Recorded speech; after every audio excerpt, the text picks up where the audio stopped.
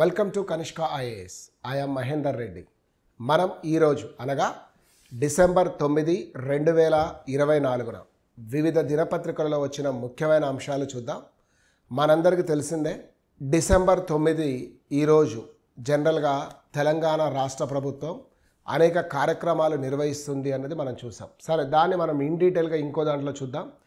ప్రస్తుతం మనకు ఈనాడు పేపర్లో ఒక వార్తను చూస్తే చపాటా మిర్చి అని ఉంది. చపాటా మిర్చిని టమాటా అనే దాంతో పిలుస్తూ ఉంటారు ఈ మిర్చి. సో ఈ చపాటా మిర్చి ప్రధానంగా వరంగల్ జిల్లాలో సాగు చేయబడుతుంది. ఈ వరంగల్ జిల్లాలో సాగు చేయబడే ఈ చపాటా మిర్చికి జాగ్రఫికల్ ఇండెక్స్ అనేది ఏప్రిల్ మాసంలో వచ్చే అవకాశం ఉంది అని తెలుస్తుంది.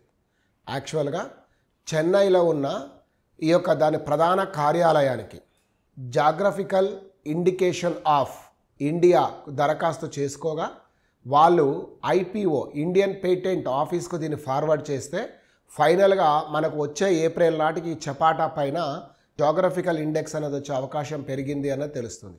రెండవ అంశాన్ని కనుక మనం చూస్తే ప్రధానంగా బ్యాంక్ ఆఫ్ చైనా అనేది ప్రపంచంలో పెద్ద బ్యాంకులలో ఇది కూడా ఒకటిగా పేరుగాంచింది. విజయనగరం జిల్లా బొబ్బిలికి చెందిన భారతి గారు డైరెక్టర్గా నియామకమయ్యారు అని చూసాం. సో ఈవిడ మదనపల్లిలో బీటెక్ అభ్యసించిన తర్వాత డెల్ కంపెనీ అనంతరం ఎంబీఏ చేసేసి తను ఈ యొక్క బ్యాంకులో ఉద్యోగం చేస్తున్నట్లుగా మనకు తెలుస్తుంది. సో ఇది ఒక గౌరవంగా మనం భావించవచ్చు. మరొక అంశానికి వచ్చే వరకు ఈరోజు మనకు పేపర్లో ఉన్న వార్తలు కనుక చూస్తే సిరియాకు సంబంధించింది. సిరియా దేశాధ్యక్షుడు ఆల్ అసద్ ఆ దేశాన్ని విడిచిపెట్టి వెళ్ళిపోయాడు. సిరియా అనగానే దాదాపు 5.5 దశాబ్దాలు అంటే 55 సంవత్సరాల కాలం పాటు ఈ యొక్క ఆల్ అసద్ కుటుంబీకులు దాన్ని పరిపాలిస్తూ వచ్చారు.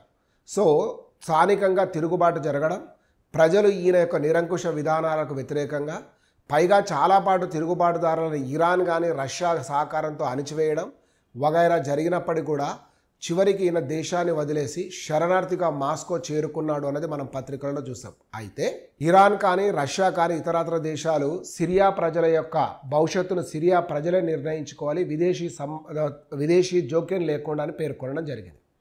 మరొక అంశం కూడా చూస్తే ఇదే సందర్భంగా అవకాశంగా భావించి ఇజ్రాయెల్ గోలెన్ హైట్స్ అనే ప్రాంతాన్ని ఆక్యుపై చేసుకున్నది కంప్లీట్గా అన్నది మనం చూసాం. ఇది ఒక వార్తగా మనకు కనిపించింది.